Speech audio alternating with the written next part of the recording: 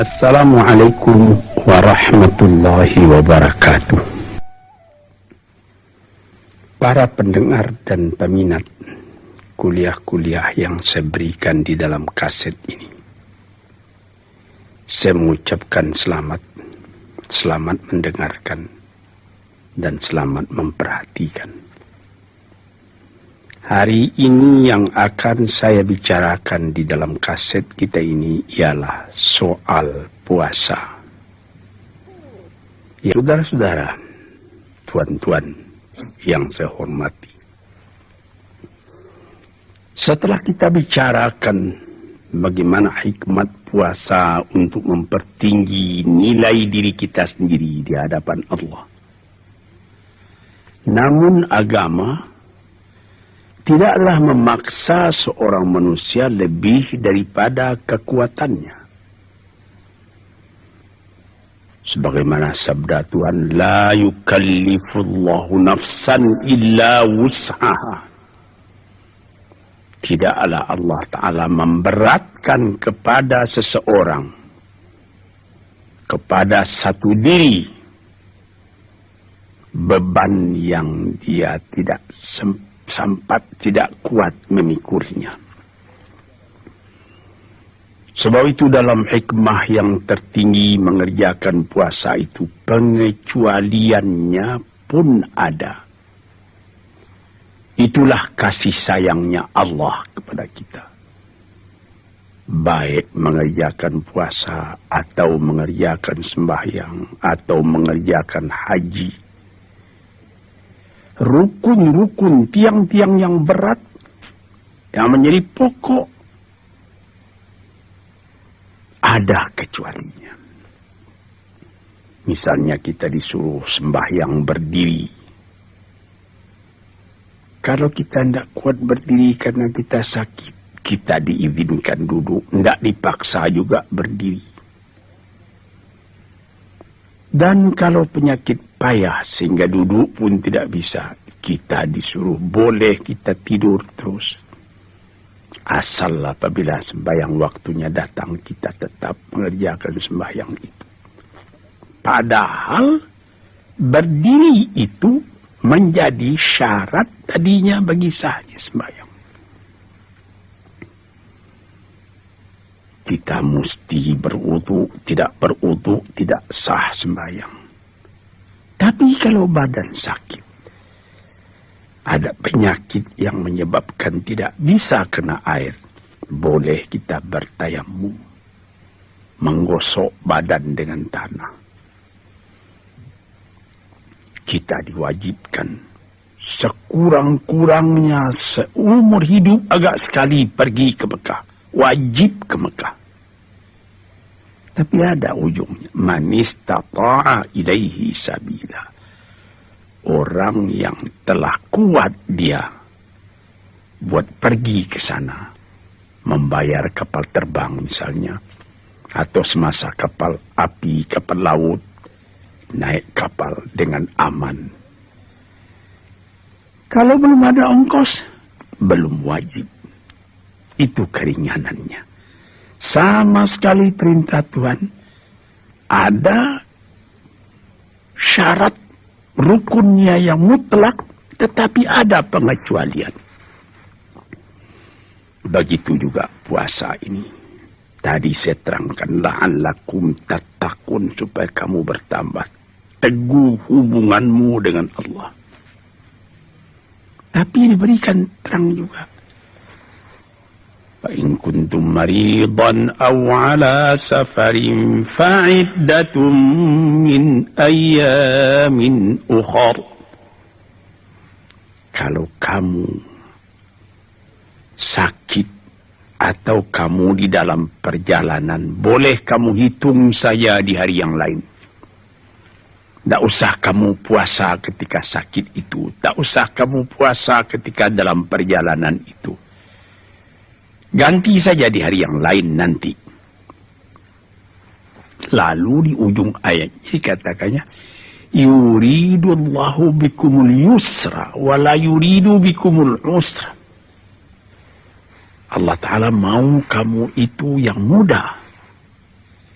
Kalau cara orang sekarangnya, yang rileks, yang fleksibel, tak usah memberati. Tapi orang yang kuat, dia punya iman, tidak sampai hati pula dia buat meninggalkan. Nah, disinilah kasih Allah dan cinta kita manusia. Saya ingat, tuan-tuan yang terhormat, ayah saya sendiri. Beliau terkenal seorang alim besar, seorang ulama, seorang sufi. Kawan saya, Dr. Ali Akbar, yang mengobat beliau waktu itu, memberikan advice kepadanya. Abuya ini tidak usah puasa lagi. Dalam Al-Quran pun sudah boleh Buya melepaskan puasa. Buya sudah tidak kuat lagi. Beliau diam saja. Dan beliau terus puasa. Sehabis puasa, dokter datang ke rumahnya. Melihat beliau. Beliau kelihatan gembira. Apa katanya? Ali Akbar, Buya masih puasa lagi. Ya kan sudah boleh Buya lepaskan. Benar. Tetapi Ali Akbar katanya, sedangkan puasa-puasa yang sunat tidak sanggup Buya mengerjakan sepenuhnya.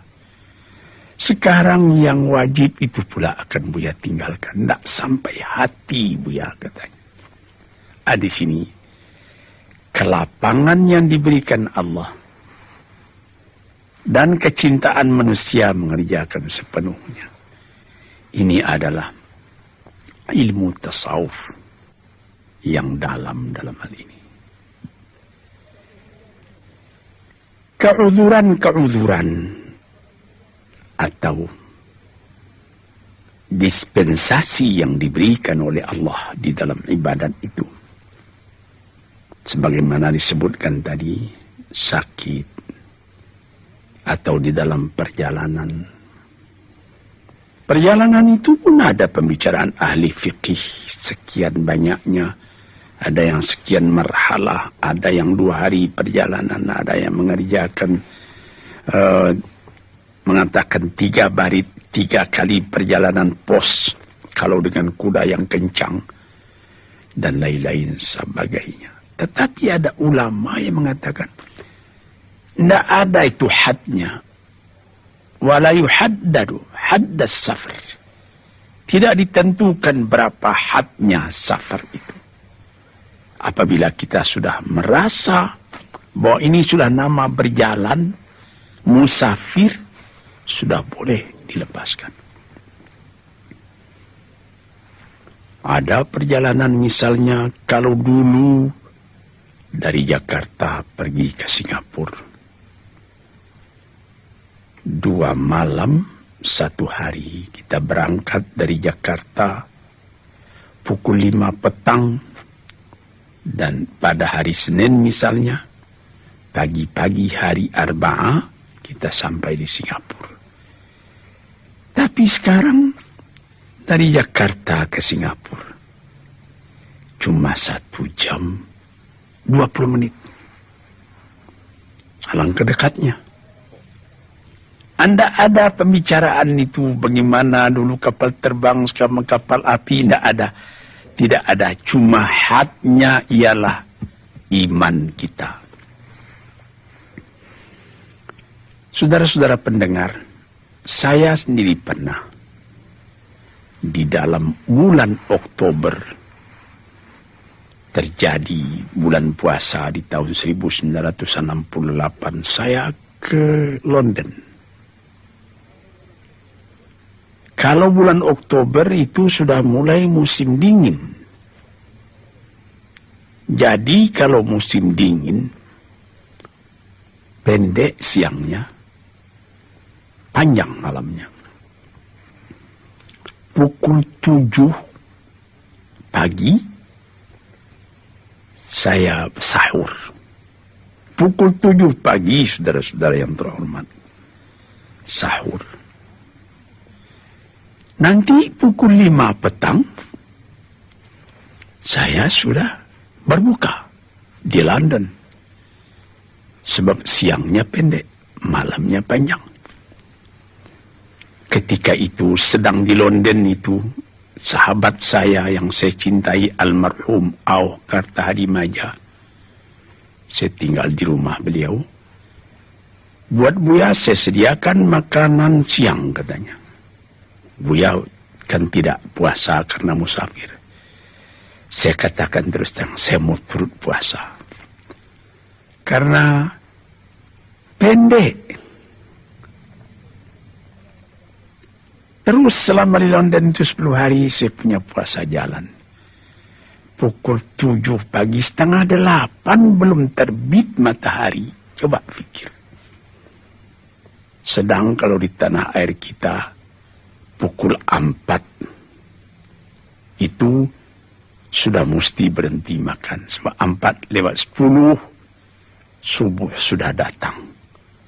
Nanti berbukanya liwat pukul 6. Jadi 14 jam saya puasa kalau di tanah air. Di London di musim dingin cuma 10 jam. Nah, barangkali kalau sekiranya saya di London pada musim panas, yang pukul 9 malam, menurut hitungan kita matahari masih ada, mungkin saya pada waktu itu, tapi saya belum pernah di London berpuasa pada musim panas, mungkin pada waktu itu saya tidak akan puasa, menurutkan kalapangan yang diberikan oleh agama yang saya peluk.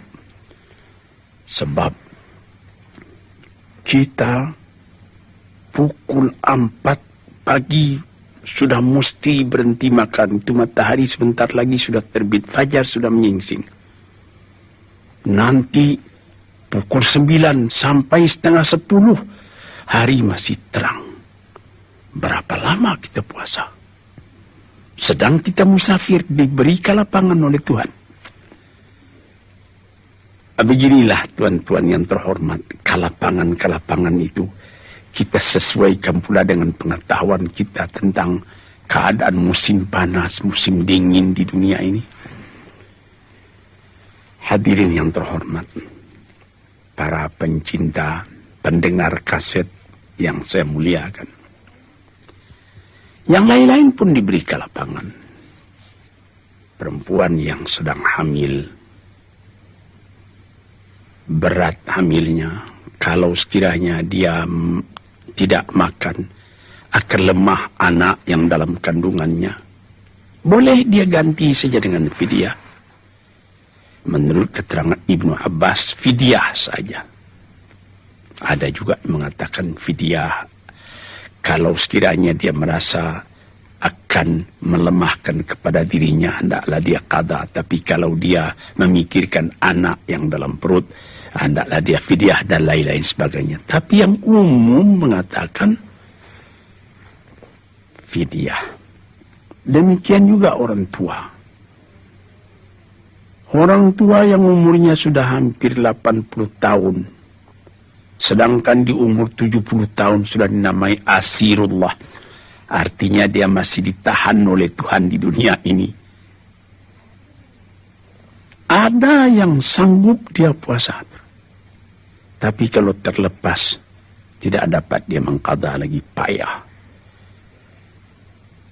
Orang tua begitu pun sudah dibolehkan. Ganti saja yang ketinggalan itu. Begitu berat puasa, tapi boleh diganti dengan mood, dengan sekedar sekali pertanakan beras, sudah boleh diganti. Di sini kita melihat di dalam peraturan yang keras, Allah Ta'ala ada mempunyai dispensasi, kepengecualian. Inilah yang disebut, yang bisa ditafsirkan dalam ayat sendiri. Innallaha azizun hakim. Allah itu adalah sangat streng, disipliner, perkasa sebagai aturan militer. Hakim, tapi dia juga bijaksana. Jadi kalau kita tafsirkan secara populer sekarang, Allah itu memerintah secara sipil, secara militer. Keras peraturan, tapi dispensasi ada. Allah keras peraturan, aziz, dan Allah pun mempunyai kebijaksanaan hakim. Saudara-saudara kaum muslimin yang terhormat, demikianlah dengan pengecualian-pengecualian itu.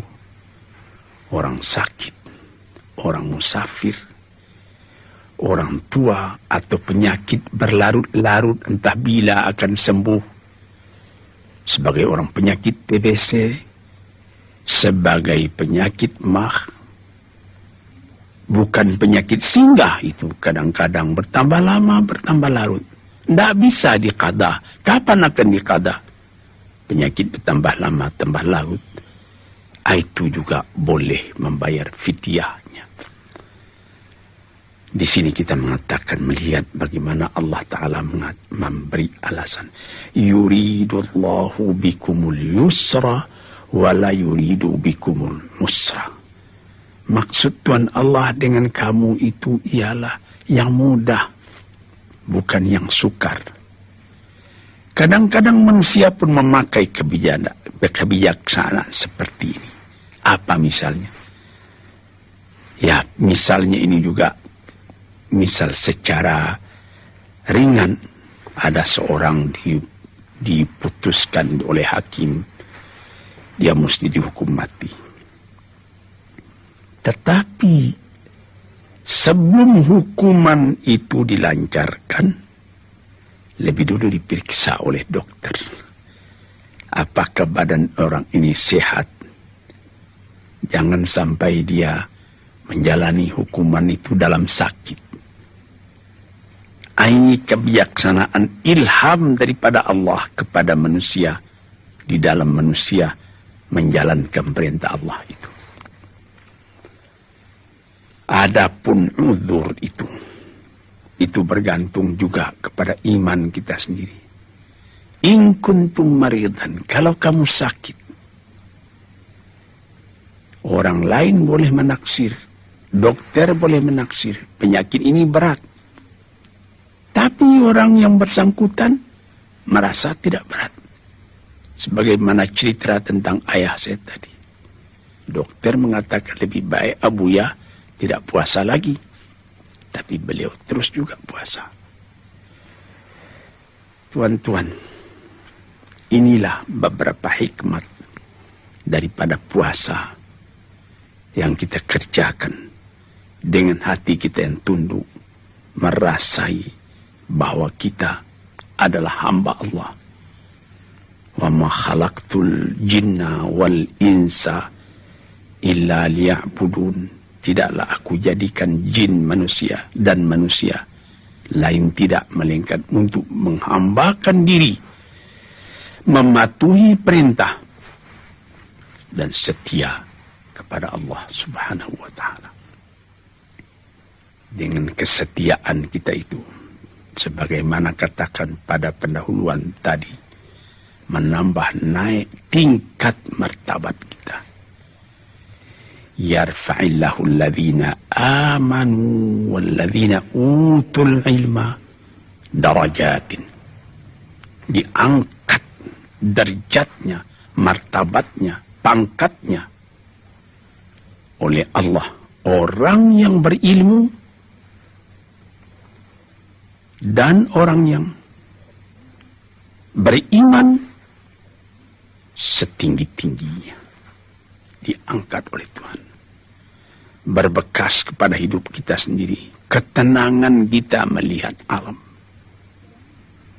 Dan kita boleh merasakan sendiri apabila kita kerjakan puasa ini dengan setia, sebudal lamanya, 29 atau 30. Pada hari terakhir, kedengaran takbir, lalu keluar maklumat, baik di radio atau di televisi, mengatakan besok kita sudah berhari raya. Sebagaimana tradisi di negeri kita, di mana-mana kedengaran beduk berbunyi bersaut-sautan. Takbir menggema di mana-mana, di jalan raya, di pelosok jauh, di kampung-kampung. Malah seketika saya ke Irian Jaya, kawan-kawan di sana mengatakan bahwa pada malam takbiran di Irian Jaya itu lebih hebat daripada malam-malam yang lain. Mobil-mobil keluar, berpasangan lilin, berpasangan lampu listrik di muka-muka rumah orang. Di bukit-bukit, di lembah-lembah kedengaran takbir bersama-sama. Besoknya terjadilah Aidil Fitri. Muka kita lebih cerah. Hati kita senang. Kewajiban kita telah kita bayarkan. Perintah Allah telah dilaksanakan. Puasa sudah kita kerjakan. Fitrah pun sudah dibayar. Allahu Akbar, Allahu Akbar, Allahu Akbar. La ilaha illallah, Allahu Akbar. Allahu Akbar, walillahil hamd. Allahu Akbar, wa la na'budu illa iyyahu mukhlisina lahuddin, walau karihal kafirun. Allahu Akbar kabiran walhamdulillahi katsiran wa subhanallahi bukratan wa asila. La ilaha illallah wahdah wa nasara 'abdah wa a'azza jundah wa hazamal ahzaba wahdah. La ilaha illallah wallahu akbar. Allahu akbar walillahil hamd. Fajar menyingsing, matahari pun naik, langit lebih cerah, orang berkerumun pergi sembahyang ke tempat beribadat. Baik ke tanah lapang yang luas atau ke dalam masjid yang besar. Setelah selesai mengerjakan sembahyang, mendengarkan khutbah, kita bersalam-salaman antara satu sama lain. Tidak meminta maaf kepada orang, tetapi memberi maaf. Memberi. Tuan-tuan hadirin, tuan-puan pendengar kaset yang saya muliakan, disinilah terasanya halawatul iman, manisnya iman kepada Allah, berat dipikul, ringan dijinjing. Langit ditengadah, bukit didaki, lurah diterjuni, dicari ridha Allah subhanahu wa ta'ala dalam alam ini. Sekianlah keterangan saya tentang hikmat mengerjakan puasa ini. Assalamualaikum warahmatullahi wabarakatuh.